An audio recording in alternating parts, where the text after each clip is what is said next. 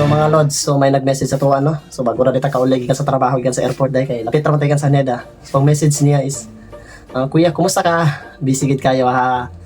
Yote ang simpay nga among kauban diri sa dorm kay bati ug batasan, Pinoy, pero lain jud. So gi-replyan pud ako siya ana jud na. Basta daghan Pinoy sa gen ba toxic. And then ning duha diri nga kauban namo iya. Toxic ayo bago pa mihimo-himo nag istorya naa namang god mga bad record ni sakay siya maong nagbuhat-buhat mga blank. Wah. So wag ito'y mahimo ana. Ang akong advice lang sa imo ha is laban Japan.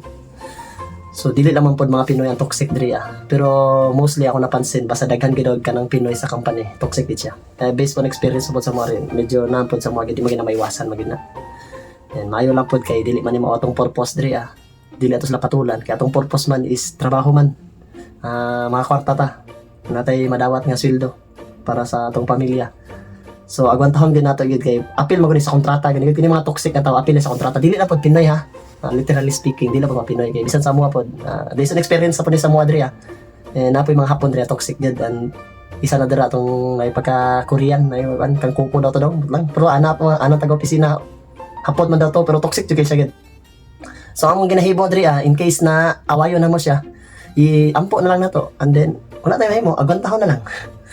Kay sa Pilipinas man gyud parte man gyud toxic sa Pilipinas gad nauban ba kay nadala mo na diri sa Japan uban. So dili lang man pod mga Pinoy iba na lahi ibin mga Japanese kung part man na sa atong kontrata part man na si mo gipirmahan diri agad tanan nga mga kasakit nga imong makaplagan diri mo na sa Japan talaga diri gid mo na sa Japan na ma-experience na. Kay sa Pinas normal naman na sa Pinas magod pero sa Japan marag ma-shock lang siguro kasi siguro ma-culture shock ka kay abi nimo wala nang mga inana ng mga tao mga toxic pero daghan na kinadiri agad mo muna ko ma-advise gid apil na sa imong kontrata apil na sa imong gipirmahan wala lang mo na nasabtan na kay sa Pilipinas so napaka sa Pilipinas ka excited makikabatog Japan wala ka balo na inani day imong mga dangatan pag-abot ri day daghan kay mga das and down.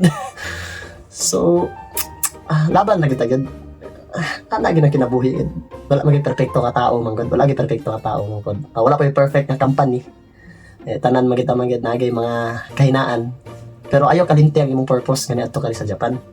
Ang purpose nga niadto ka sa Japan is para sa imong pamilya is kailangan gid mo sa agwantahon gid permente gid ako ginapost nino nga plastikanay lang tayo diri agud kay bisan ang mga Hapon mga hawd man po kina sila magpagplastikanay mo na kailangan jud nato i-adapt ang mga Japanese kay hawd kina sila magpagplastikanay kahit bisag wala na sila ganahe sa imuha pero ay wakarimashita arigatou gozaimasu ganun ay grabe gid sila mag-abay-abay sa imong pero deep inside gid sa ilang gid kan nagtalikod nimo na lain na gana sila ganun mo na nga agwanta ha kanya to sa Japan tapos wala dito sa Pilipinas ba kay dali ra kay mangaway sa Pilipinas no kay from diri kay di ko basta mangaway diri ba kay kun ba na siya kanang power bawal diri ang mga power harassment nanana moral harassment sexual harassment kun man kinadri kanang bawal man sila gid kanang effective gid sa Japan mga akong advice is agwanta iampo sa Ginoo amo na siyang pinaka the best gid iampo na lang ipasa Ginoo na lang ang tanan kay wala imposible kaniya.